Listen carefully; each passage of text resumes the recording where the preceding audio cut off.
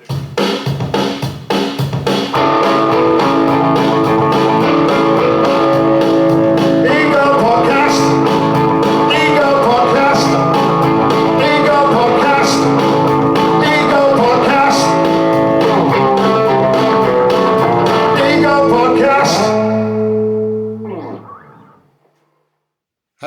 and welcome to our new Mik Artistik'segopodcast. I'm Mik Artistik. I'm an artist, a performer. I draw on paper bags, I chuck straws, I play Glastonbury when it's open, and I sell my own beer. Since lockdown started, we've all been struggling. There's been no gigs, no crowds, no festivals. But then Johnny, the guitar player, he said, why don't we do a podcast? And Johnny's always coming up with these ideas like, why don't we sell frisbees? Why don't we wear pink and blue on stage? And he just drives me potty.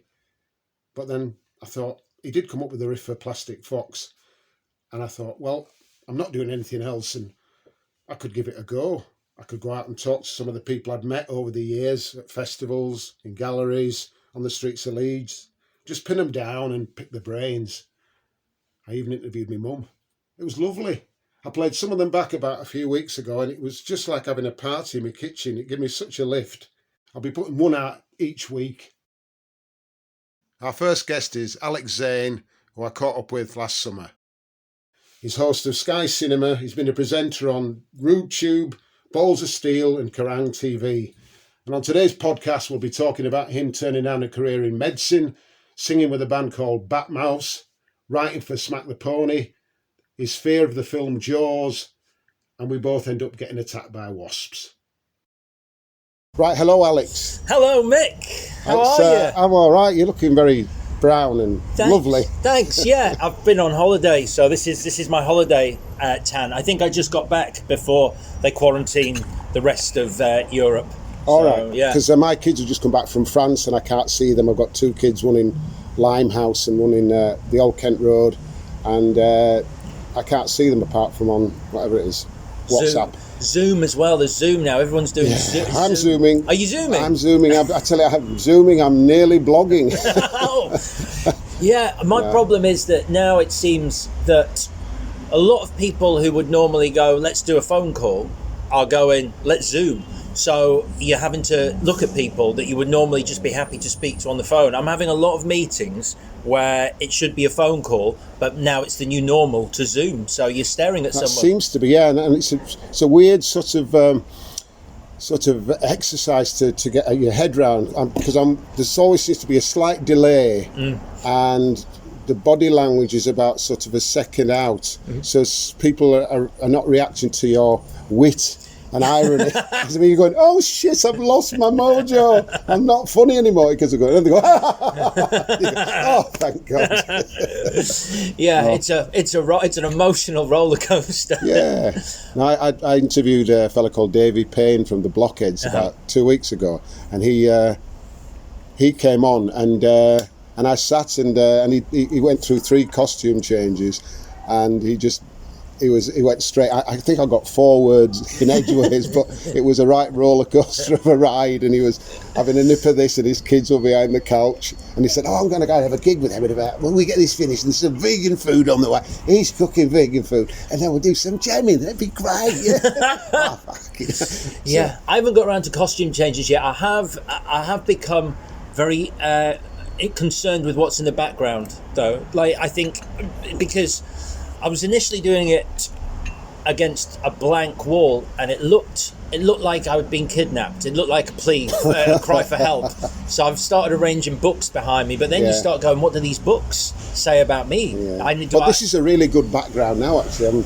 This is there's a nice green working behind it, and a nice sort of tasty kind of Bourneville brown sort of bit of paint, and it works. It's That's why it's a nice sort of one of those dating sites for photograph opportunity. Yeah, apart from the chicken wire, the chicken just adds wire. a bit of edge to it. Then I'm homely. I can paint, but I'm also dangerous. Oh right. Well, listen. I met you. About probably about 25 years ago, maybe. So I was trying to work this out after I bumped into you yesterday, which was serendipitous. but I think it was 1997. That's my best guess, 1997, because we were both gigging on the stand-up circuit in Leeds. Yeah. And although you call it a stand-up circuit in Leeds, there were like two venues, two clubs that actually put stand-ups on. I don't think I got a gig in a stand-up venue in Leeds. I got gigs at the Frog and Bucket. Yes. And, and there was another one. There's Agraman. Do you remember him? God, yes. Yeah, he used to let me, and he was really lovely. I really liked him. And his pockmarked face, and he's just like a big gentle soul. And he'd say, "Yeah, we'll let you have a gig, but yeah, we'll give you 60 quid." Yeah, the Frog and Bucket in Manchester. Yeah. There was a guy. Do you remember the guy who worked the door there? It was a guy called Selwyn. I remember the name. He was very, very gaunt, had a ponytail, and bearing in mind, like I was doing the open mic night, so I was going down on the Monday, getting a coach over from Leeds, and we'd get down there, and he was the first person you met, and he was so terrifying. He didn't put you at ease at all. No, he was quite morose. I remember. Yes. There's something like he had a lot of sort of like unhappiness, unhappy sort of memories or whatever. And he projected that sort of energy onto you. So you're there, like bright-eyed, bushy-tailed, doing one of my first ever gigs, going, "Hi, I'm here for the open comedy mic night. Yeah, hello, it's going to be fun, right? Welcome." Yeah, he'd be like, "Yes, go inside. Yes." Yeah, just stand at the bar. Someone will tell you when you've got to go on. How does it work, though? Someone will tell you. Great, cool, thank you. And you're just like terrified. Yeah, it was. It was a long time ago. I mean, I just remember I kind of walked away, and I just didn't do very well. Sort of, or I didn't think I was actually kind of a comedian, because I didn't know really what I was. And even when I was like doing spots, I'm thinking, well, I don't feel funny. I just feel like this is an experiment. Yeah. I'd go on stage thinking, God, what's all these people doing here? What can we do? But that was the best thing about the Frog and Bucket. And I think about, I don't know, maybe I'm just being cynical, but I remember stand-up at that point being a little more exciting and a little more dangerous and a little more experimental than it is today. Now, I might be wrong, and I think there are people who are still sort of pushing the boundaries, but I think once stand-up became a bona fide route into TV and all the trappings that come with that, I think it became a bit homogenised, if I'm honest. Yeah, maybe. Well, I don't know. I mean, I can remember some really odd and wonderful people. Do you remember a guy called Owen Rankin? Was it Owen Rankin? Owen Rankin. He once went on and did an entire set as the keyboard player from Sparks. He put a little moustache on and just No, there was one or two people that were absolutely touched with and I do remember a fella, and I saw him on the television on the Jonathan Ross show about '96. A fella called Kevin Mcaleer. Oh yes, from the north of Ireland, and he came on and he stood there. I've got this book out called It's Irrelevant, and he's one of the characters in this book, because it's just about people that me and my friend Robert over 40 years have kind of rabbited on about on the phone, saying, "Oh God, I saw this guy last night. He's called Kevin. You need to check him out." So Robert said, "Let's do a book about all these crazy people." But Kevin Mcaleer was this very droll, very sort of kind of quite unassuming chap, and he came on and it was like a projector, a screen sort of alongside him, and it had 3 owlets on a sofa. They were just like sort of like there. Real owlets or no, just a photograph of like 3 outlets, and he just stood next to this photograph, this like kind of this projected image, and he had a stick, like a conductor's stick, and he stood there for about 2 or 3 minutes, and people just laughing because they didn't know what was going on. And he was in the semi-darkness with his stick, and these 3 outlets were like going, staring out. See, that's the kind of thing I mean. Yeah. And then he just said, he said after 2 minutes he got the stick and he just scratched the claws of one of them on the image. And then he scratched the other one, and people going, "Oh my God, what is this?" It's amazing when you can do that, when you can do so little, when you've got a room and like people are already in the right place for that, and you can just do something like that. Because I think people like, performers and stuff, they do this stuff and they actually forget about how good they are, because they get really nervous about. I know I get really nervous about getting on there and thinking, oh, but what will I do? But stuff comes. And also, sometimes it's the stuff that you weren't sort of expecting, like basically you trip over a lead or something, or the CD column just topples over. People say that was the best bit of the gig. So all you're kind of practicing and you're training for like a routine. You know, this I've got this right now. I'll get the little nudge there. That goes to the wall. It's just this kind of this bit of sort of disturbance. This kind of migrates into the show or something. I got into a terrible habit, which I know exactly what you mean, because I'd have a little bit like that. I'd make a complete off-the-cuff remark, and people would love it, and I hadn't planned it or anything, and then I'd go, great, I'm going to try that in the next show because it worked so well in that show. And it never worked again. No. It was just something that in that instant, for whatever reason, it just worked. And to try and replicate it became impossible. Yeah, no, that kind of, I kind of learned, well, I don't know if I've learned that, but it's best to kind of, best to go naked. But be in the moment, because inevitably, like, something new will happen in that moment, as long as you're sort of very present, I think. When you're on stage, I mean, I sort of gave up stand-up a while ago. I still like compare gigs because. And I didn't realise you wrote, because you used to write for. Was it Drop the Smack the Pony? I did, yeah. It sounds more glamorous than it was, but I did. What we used to do, me and a friend of mine, an Irish comedian called Johnny Camden, we'd just sit in my room when I was a student, and instead of doing any work, which is why I still don't have a degree. We sat and wrote sketches and sent them to everyone we could, like the Sketch Show and Smack the Pony, and every so often, like, you'd get a call going, yeah, we'll buy it. So what would you get for like a sketch then?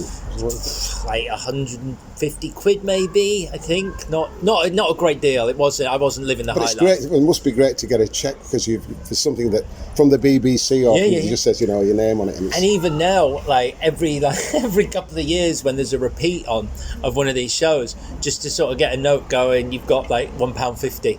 And it's like, still, that's £1.50 from like 20 years ago. Don't turn it away. I got £6 for a check. I haven't many checks, but I got a check for £6 for the book, whatever. Yeah. And it's fine, you know. It just means you're still visible. Yeah. I mean, right now, you know, I'm struggling with sort of visibility. I mean, not that I'm, you know, whatever, on telly and all this stuff, but I'm just struggling to sort of remember what I do. And I heard some recording of me playing at Leeds at the Broodnell at Christmas just about a week ago, and I nearly started crying because I thought, oh God, who's that? And because I just felt I'm thinking, well, can I still do that? And will I get the opportunity to do that again? And I think there's a lot of people now are a little bit kind of lost, because they're like performers, you know, actors, whoever, you know, people in the creative world who have an audience, have the public in front of them. They just kind of, I bet they're just sitting there kind of in aspic. Yeah, I think because on the one hand, you've got that thing where, you know, it's a terrible time, you know, because you can't really. There's so little live work out there because of everything. But I think the other thing is, it certainly was for me, like, if I didn't do it regularly, I was worried I'd just forget. Oh God, yeah. And like that first time I got back on stage, it might be starting from scratch all over again. Like I wouldn't know what I was doing. There's a pain, a physical pain, whatever, when you come back and stuff. But so, are you being creative? Oh no, I met you and you said you're writing.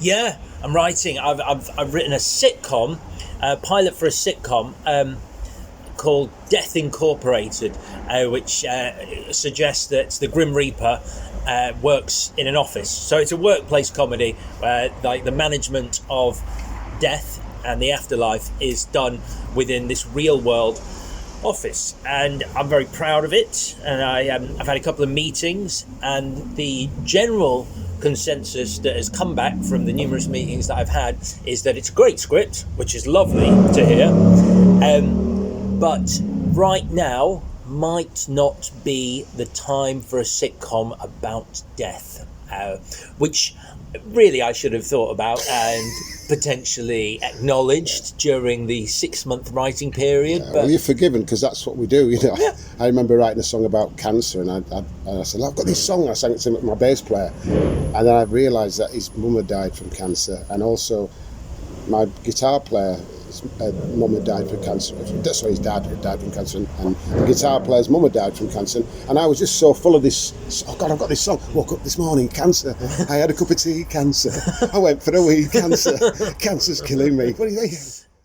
So that comes out. It doesn't, you know, this stuff comes out, art comes out, and it's not, it doesn't worry about how appropriate or how sort of, it just comes out like a fucking burst spot. There's a mess. That situation, that reminds me of that joke on The Young Ones years ago, where it's 2 police officers standing there, and one of them goes, yeah, I had an argument with the wife, and the other one goes, oh yeah, what happened? And he goes, yeah, I said something about the Pope.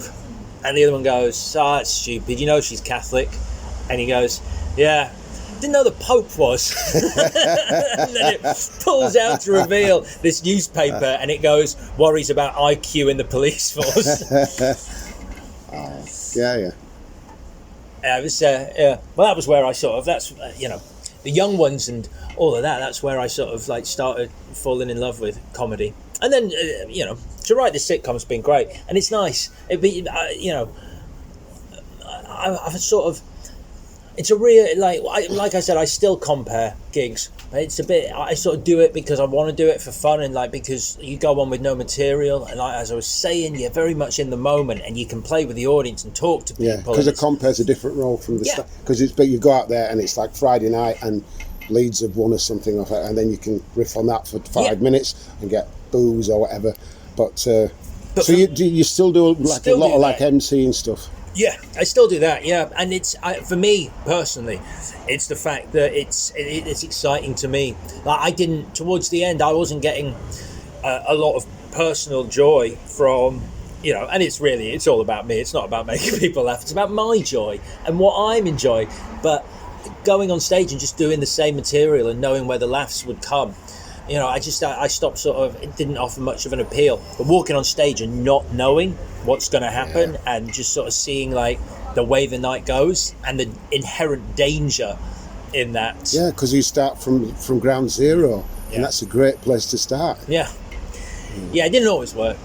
No. So I came off stage once, and the guy who was on after me, I went on and he was like, "What are you doing tonight?" And I'm like, "I'm going to do no material. I'm just going to go on and see what happens." And I wasn't a compere. I was opening for him, so it was kind of my duty to warm up the room.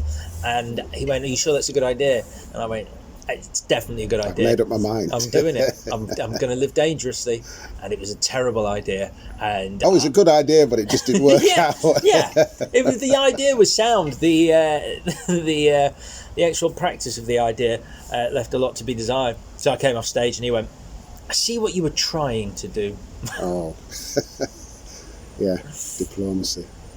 So, the last 6, have you been sort of busy then, sort of doing like, are you working, doing telly stuff over the last 6 months? Yeah, so I work for Sky Cinema now, so I've always loved movies since I was like 5 years old. I watched Jaws when I was 5 years old, because it was going to be on, it was on TV, and my mum, I was like, I want to watch Jaws. My mum was like, no, you can't watch Jaws. And I'm like, I'm going to watch Jaws. I want to watch Jaws. And she was like, all right, but don't say I didn't warn you. Which to me, like, I still have a go at her about this, because I'm like, I don't think at age 5 I really understood the concept of jeopardy. So I'm not sure. Don't say I didn't warn you was the right thing to do. So I watched Jaws, and I've never been in the sea since. Not once. I've never been in the sea. I climbed out of the swimming pool when I was doing my 25-metre swimming certificate because I was convinced there was a shark in the pool. And there was a period where I couldn't have bubbles in the bath because I needed to see the bottom of the bath in case of a shark. So no, I get that, because I can still watch Jaws and it still kind of puts the willies up me. Yeah. You know, I mean, because I know what's going to happen. I know the shark's awful. It's a crap shark. But the build up and the tension, it's a marvellous operation, you know. The way it's great. Spielberg does it. But imagine that. So the first experience that you have of cinema is that, and it's like it stays with you your entire life. And so that immediately became like, this is the power of film. This is why I love this. And so now, I work over at Sky Cinema, sort of interviewing filmmakers and actors and that kind of thing. And you've done a bit of acting as well, haven't you? Yeah, I have. Yeah, I've played. You're in that Deuce Bigelow, European Gigolo. I mean, have you seen it? No, I haven't. But I've seen posters for it, and I was always intrigued by, you know, he's an American comic, isn't he? This guy, you know. But he had this interesting sort of like characterful face, but he didn't look very sort of gigolo-ish, you know. No. So. No, yeah, Rob Schneider is the comedian. Yeah, it was quite funny on set because it was weird. So I played a TV presenter hosting an awards show. I mean, I could have seen you as a European gigolo as opposed to him. I think this is why I don't think he was happy with me being there, because I think he was like, you're trying to show me up because you've got more of a gigolo vibe. Yeah. But yeah, it was interesting. I was hosting the Golden. So if no one's seen Deuce Bigelow, European Gigolo, the level of humour in it is, the awards show was called the Golden Boners. So that's where we are, and I was hosting it, and they gave my character the name Dan van der Hoek. So I was a Dutch TV presenter, and I was like, "Do you want me to do a Dutch accent?" They were like, "No, don't do a Dutch accent." I'm like, "Well, could you just call me Alex Zane?" And they were like, "No, you're Dan van der Hoek." I'm like, "But it's not even a fucking joke. Like, it's not even a punny name." And they were like, "That's it." I'm like, "Johnny Vaughan's in this, and he's being called Johnny Vaughan in it. Why am I being given Dan van der Hoek?" But oh well. But yeah, Rob Schneider was. He did tell me. I interviewed him, and he told me a hilarious story. Because I was like, "You worked with Jean-Claude Van Damme on one of his movies. What was that like?" And he went, "I've never worked with anyone who was on so much cocaine." I was like, "Cool, thank you. Interesting." Yeah, I suppose. This is it. People sort of see the people on the screen and stuff, and you have an image, or you make up, and it's not the case. No, because people are so strange, and all the people that we see, you know, up there are different beasts. There's something that you get there is just a lot of wavy lines and colour and smirks and whatever. And I just remember, what did I see? Lee Mack. Oh yeah. And I saw him on, and I've watched the stuff, and I'm thinking, he's kind of laddish and stuff, and I wasn't interested. I saw the stuff, and it just didn't fire me with any kind of. And then I heard him on Desert Island Discs, and he was such a strange man. But I really wondered, you know, he was really. Oh God! I thought I'd fucking be his mate. I was, you know, there was a lot of strange stories, and his choice of music was really interesting, and he sounded like a real diamond. I'm thinking, oh my God, but why doesn't it happen when you're on this? But you know, it's his job. Yeah, absolutely. And I mean, Lee Mack. Weirdly, Lee Mack was like a big presence when I was starting out in comedy. He was doing a lot of the same gigs as I was, and he was always lovely. And I remember. He got quite angry with me one night, justifiably so. Not angry, but as I was saying, I was doing this sort of experimental stuff, but I was comparing a gig, and the job of the compare is to just keep the crowd happy and, you know, build up the acts. That's your job. And I was there. So there was a kind of a clash going on there with sort of experimental MC. So I thought it'd be funny to have a friend of mine, another comedian, be in the audience and start heckling me on stage, and then like me be like, well, if you think you can do better, you come up and do it, and him coming up and doing a joke and it being rubbish, and then me trying to get the mic off him and a scuffle starting, and then like then him like running off and a little fight breaking out or something.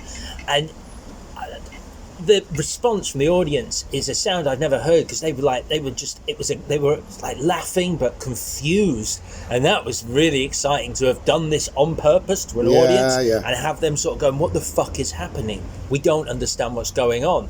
And then he ran out, and then I was just like, okay, ladies and gentlemen, here's Lee Mack. And Lee walked past me onto the stage and just went, what the fuck am I supposed to do with that? And I was like, yeah, in hindsight's 2020. Yeah.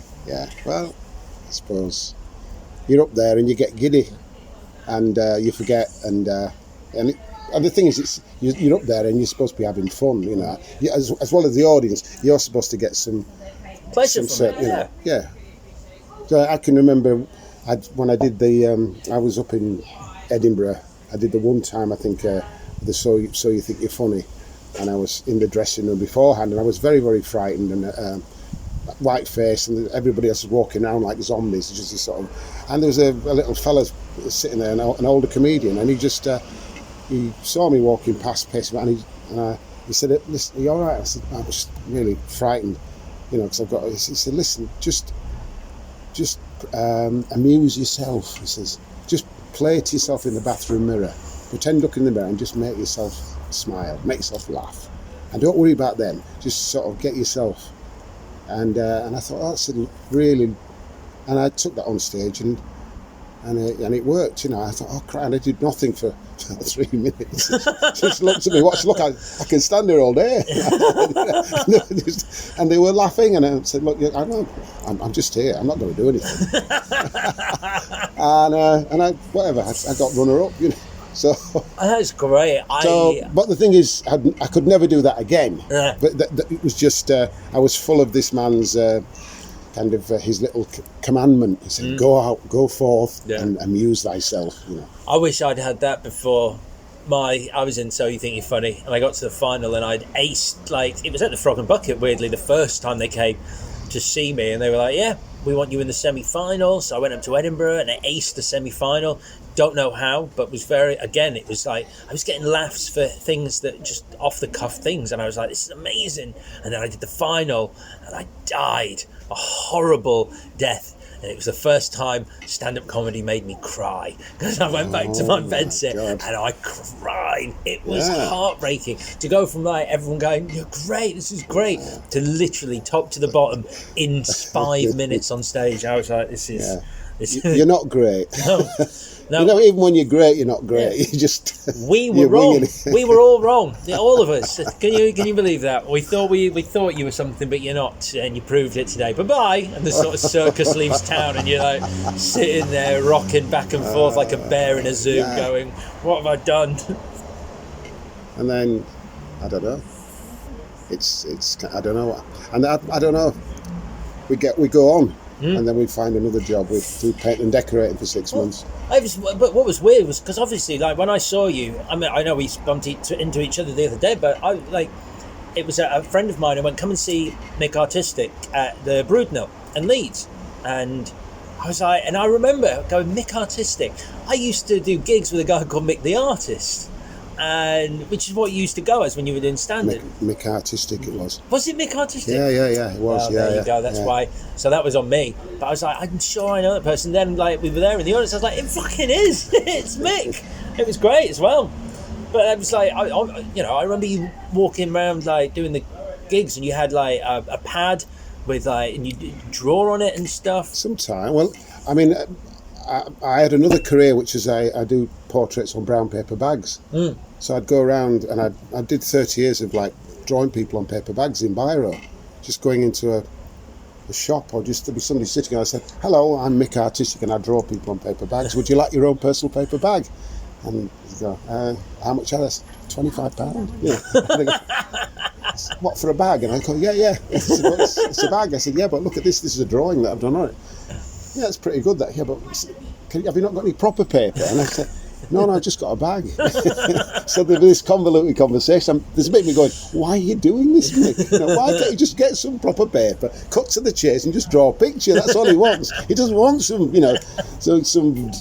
daft, punishing sort of maniac martyr artist or something. Just give him But I stuck at it, and And I stuck it for and I ended up sort of doing about 20,000 brown paper bag drawings. Wow. My friend I had a show in London about 3 years ago, and of paper bags, we put them in we had them in a barber shop on the Gray's Inn Road by a fella called Vic the Barber, and it was a working barber, so he just wanted my work on his wall, but he also wanted to make some money, so he basically had customers coming in. He had Picasso's niece had come in, and Alexis Sale and various other people. And Alexis Sale ended up on a bag. Really? He said, I'll have one of them, and so I drew him, and he says, I look fat.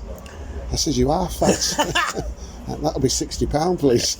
And he went, what? So, but I had loads of, so I did that. I just wandered round, and this is kind of prior to me doing stand-up. I started in the early 80s wandering around, and I'd walk into a pub and just walk into a bunch of lads and say, hello, I draw people on paper bags, my name's Mik Artistik, and they go, hey.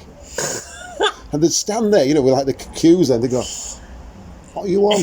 And I said, I'm an artist, I draw people. They go, so? I said, would you like your own personal paper bag? And they go, what's going on? What, is this some kind of, And I said, no, I stand there. And there'd be all this kind of panic, And so I think all that stuff kind of prepared me for sort of 6-7 years down the line, or 10 years down the line, and when I kind of got up on stage, because I thought, well, I can do that, just kind of unnerve people.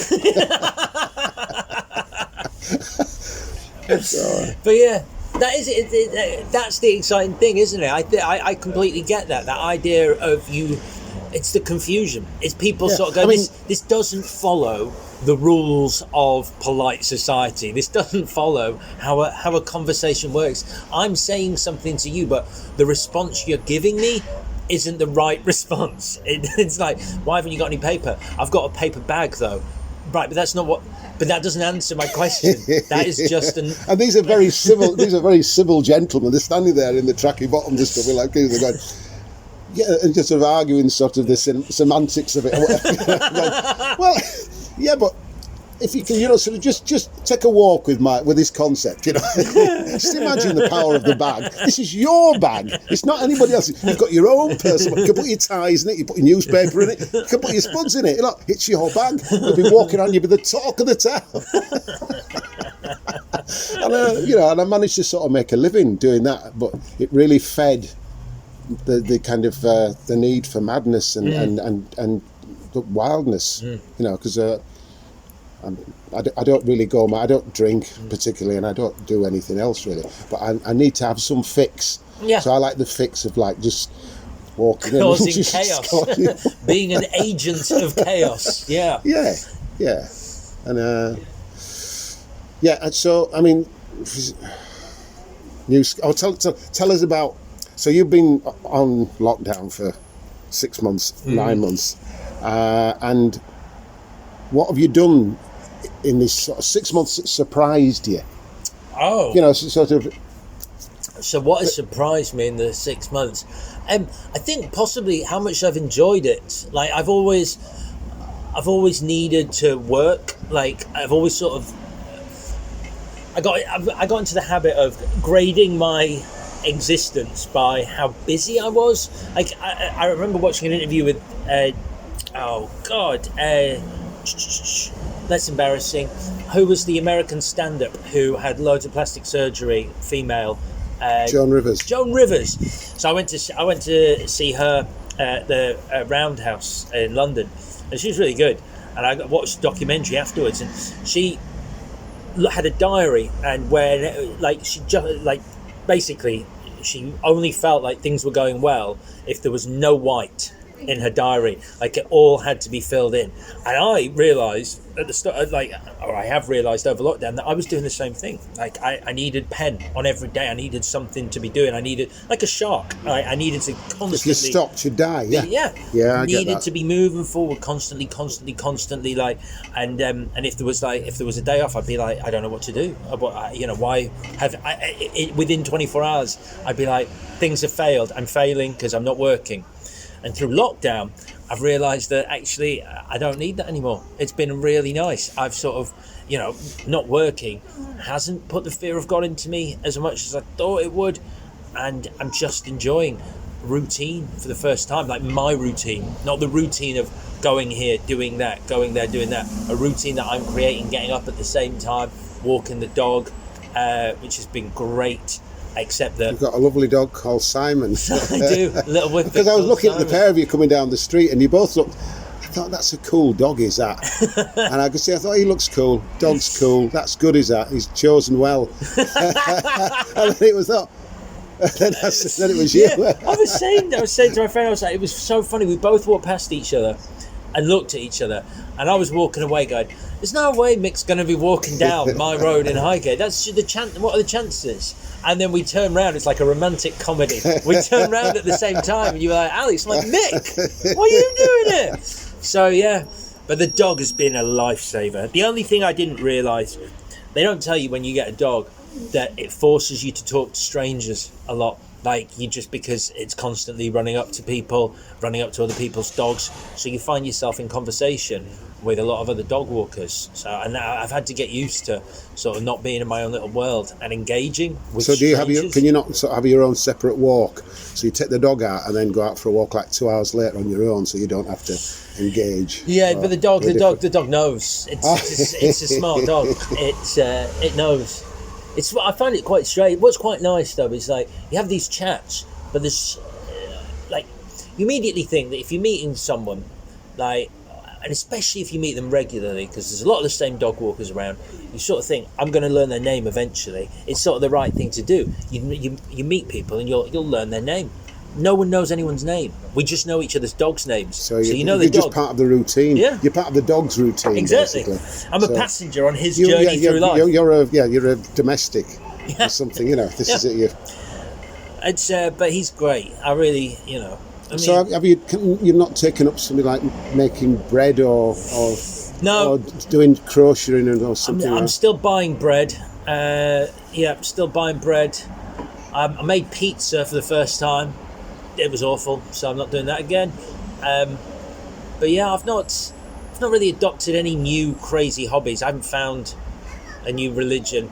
I sort of opened my mind to. I decided that I needed. I did have a weird day when I was like, I need a belief system, because this is how I believe most people find religion. They just wake up one day and go, do you know what? I think I need a set of rules, like, from someone else. I think I've become too self-assured in my own rule system. And also, you're in lockdown, so there's no rules. So you're just something to hang on to. That's it, right? Well, the service is at 10 o'clock in the morning. Yeah, I got to and be I get there. baptised at 11. So yeah, I toyed with the idea, but then just nothing took my fancy from the pick and mix of world religions. I didn't find anything I quite liked. But I've got a podcast like yourself now, which is great. And what's the name of the podcast? It's called Clash of the Titles. So we pitch two movies with something in common against each other each week and try and decide which is the better film. So, like, we've done. I'm surrounded by wasps. You're getting all the wasps, and I don't know why they don't like me. This is old flesh. It's a skill. I'm a wasp whisperer. It looks dangerous, but I'm in control of these wasps. They're my army. I didn't like the question, so I've gathered them. Right, I see. I've gathered them. No, I do this podcast. It's great fun. I like podcasts. I like, I think it goes back to what we were saying about sort of what we, the kind of things we like on stage. There's something very authentic about it. It's not forced. It's a very organic thing. It just sort of happens the way it happens. You can't control it. A lot of TV is like, you have the questions that you ask. You have things that you have to say, and for me, podcasting is just like this is great. An element of randomness. You get a fucking here every now and again, an involuntary fucking, but also it's wasps turn up. Yeah. Quite a lot of wasps as well. I mean, I think people need to know that I wouldn't react if it was just one wasp, but there was it is a swarm, isn't it? It's a swarm. I really wanted it to be like, like it's a murder of crows. For a moment there, I hoped that a gathering of wasps had a really great name. Murder of crows, wonderful. Yeah, you don't know. Wasps are like, I don't know what, just I mean, it is a swarm, but I think they should have a better name, like a hullabaloo. Yeah, a bastard of wasps. A shit of wasps. So And I believe that you sang in a band, and I mean the thing is you've got a love of music. Yeah. But, so what kind of music is? Are you one of these who just? I just sort tell of, us about your music. I've done the thing that You sang, didn't you, in a band? I was in a band called Bat Mouse, but Mouse was spelt Maus. All right. Just to sort of give it that sort of like Eastern Bloc kind of Kraftwerk Yeah, it's a feel. good name. Bat Mouse, yeah. Yeah. So yeah, we did all right back in Leeds back in the day. Played a few venues, and where did you play? In Leeds? We played Joseph's Well. Oh yeah. Yeah, is that still there? No, Joseph Well's gone. I think it's apartments now. It is. Oh, that's a shame. I think. I never went over that. So you don't get up to Leeds? I do get up to Leeds a lot. That question, is it still there, makes it sound like I haven't been back in years. But I never went over that side of Leeds, the Joseph's Well side, except for gigs there. But yeah, I know I was walking through the city centre. The Duchess has gone there. Oh yeah, it? years ago. Yeah, that was a good venue. That was a great venue. I mean, you're still based in Leeds, aren't you? I'm in Armley. I've been in Armley 22 years. I've been in Leeds 60 years really. I've had 5 years in Ireland and 60 years in Leeds. So I've done it all. I've done Beeston, Hyde Park, Roundy. That's where my Hare mum Hills. lives. Roundy, yeah. Yeah, Hare Hills, and now I'm in Armley, and Chapeltown I did, and it's a good base. I love Leeds. Oh, yeah, because it's kind of it's set back. It's kind of set back, and you can plan your sort of a strategy for world domination from there, you know. And then I know you headed off to London and stuff, and I love coming down to London. I just love it. I think, oh God, who will I see? I might see John Mills or Michael Caine or something walking, tottering across the zebra crossing. Thinking, oh my God, you know, this is the land of dreams and stuff. And I love coming down because it's like a holiday. And there's holiday wasps and all sorts. But I do like the home of Leeds because it's and it settles me. Yeah, and it's a good place to just roll your sleeves up and get on with your stuff, you know. It's I get back, at least once every 2 months because like I said, my mum's still in Oakwood area, and I do love it. I mean, I don't recognise it in the way that I did. It's changed so much. I mean, like in obvious ways. Yeah. I remember like the area that is now like the Calls, like was the place that you just didn't go when I was a kid. You did not walk down there. No, it's bewildering to me. I think, God, I'm really kind of a little bit disoriented because there's so much new stuff kind of springing up, and also the fact that I went to town for the first time about a month ago, and I just haven't been out that much. I go out on my bike, I go for a run down the canal and stuff, but I went shopping and bought some underpants because I thought I need to buy something to just get back into the world of commerce. So how's lockdown been for you then? My lockdown's been good because I've done a book and I've done a podcast, and I hadn't done either before this has happened, so I've had to just sit and kind of reflect and think, oh, well, am I any good at this? Am I any good at writing, or am I any good at talking to people? And how will I do it? Will I need to have a set of questions? Because it was the guitar player Johnny who said, let's do a podcast, and he's always bullying me into doing new schemes. Let's get some beer. So we've got our own beer now called More. What? We've got More beer. More. Our last album was called More. And then Johnny, we did a gig at the Leeds Beer Festival last year, and there was a little brewers called Bone Machine who were over in the corner, and I just did this little improv about Bone Machine. I went, Bone Machine, crawling through the swamp, Bone Machine. And I got the crowd going, like 20 minutes, this improv about Bone Machine, and they were just laughing their heads off, and I didn't know what they were. And then we had a conversation afterwards, and the next thing we said, let's do some beer together. So what should we do? And we said, we just our album's called More, so let's do more beer. So we've got more beer now. We sell it. We sell 12 cases. You can get it on the website mikartistik.com. How many do you get? You get 12. Okay. 12 cans. It's great beer. What was it? Well, tell me about it, because I actually, as the world has changed, and we've gone from having, because I grew up like going to the Pig and Whistle, where it was like it was Carling or Carlsberg, or like it was just beer. The only thing is that when I had a sip of it, I felt I was 14 years old again. 15. I thought, oh my God, it tastes like beer. Didn't taste like, So it gave me a rush, and I say I'll drink anything. I'll just go to the shelf and pick up Merlot. Yeah, that's got a nice label. £7. Yeah, we'll go for that. So that's my level of sort of understanding. Same with beer. I don't know, Postman's Neck. I'll have some of that. I do remember walking into a little bar on Park Row, and this gin bar had just opened up, I think it was. And I watched this guy sit down to have a glass of gin, and two of the bar staff came over on their knees, and they started to talk about basically the aroma and sort of the quality. And they were just rabbiting on. I'm saying, just leave him to drink his drink. He doesn't need to know about the subtle spice. There's one of them on his knees and on his little apron on. I'm going. So to me, it's like, well, if the two people came over to me on their knees, that would be. One of them, I think, the other one was kind of leaning on the table, but the other one was on his. Yeah. Yeah, I think there's an assumption that if you're buying an alcohol now, that you want to talk about the alcohol. There isn't. That's a misconception that I don't want to talk about. How hoppy something is. I don't know what a hop is. No, we've got hops in our beer, but.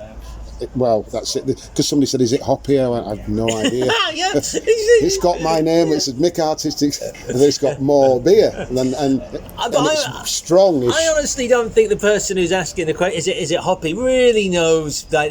That's what people who don't know. That's what I say. That's what I'd say. I go, "Is it hoppy?" And as though I care what the answer is, and people go, "Oh yeah, it's hoppy." I'll be like, "Great, fucking go for it." Let's go to bed. I'll have that.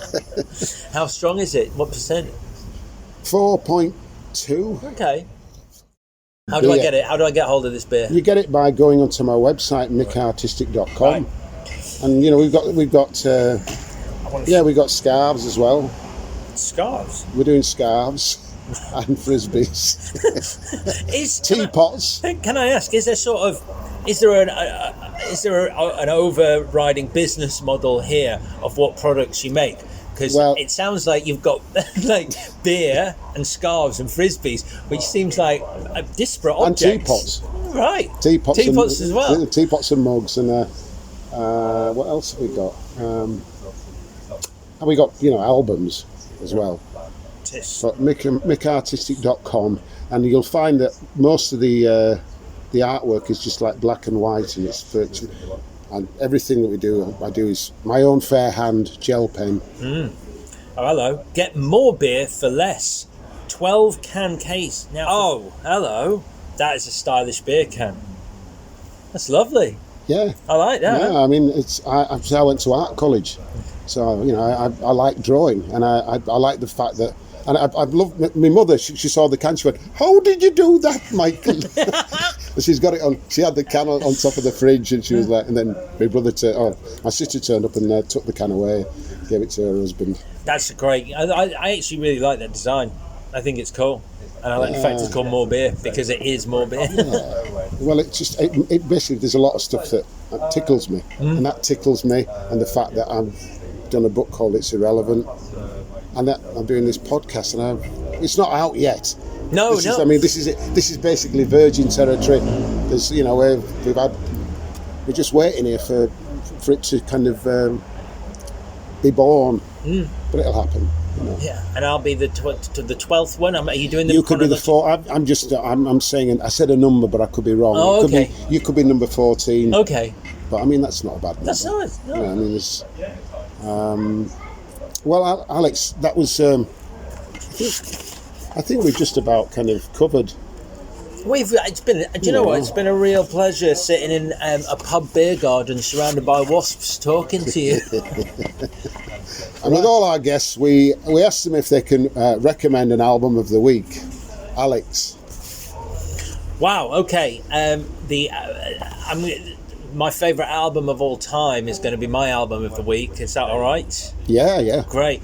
I'm probably going to go for... It's one of two, but I think I'm going to go for Portishead Dummy, which is an incredible album, the debut album of Portishead, which is just an album that I've loved my entire life. And when I discovered it, I think I was 15 years old, and I was the only one of my friends who got the imported. Got the chills. I got when you heard it. I got the chills, but I also got the imported version, which had an extra bonus track, which I think was called "This Fire" on it, and everyone was jealous, and I was like, yeah, and like one of my friends was like, yeah, but it's rubbish, that extra track, and I was like, but is it? And he's like, no, it's really good. Thank you, Alex, for coming on the Ego podcast, and thanks to you listeners for tuning in. Alex Zane is working currently on his podcast, Clash of the Titles, which you can follow on Twitter at ClashPod. Further links can be found on Twitter at Alex_Zane, Facebook Alex Zane, Instagram at Alex Zane.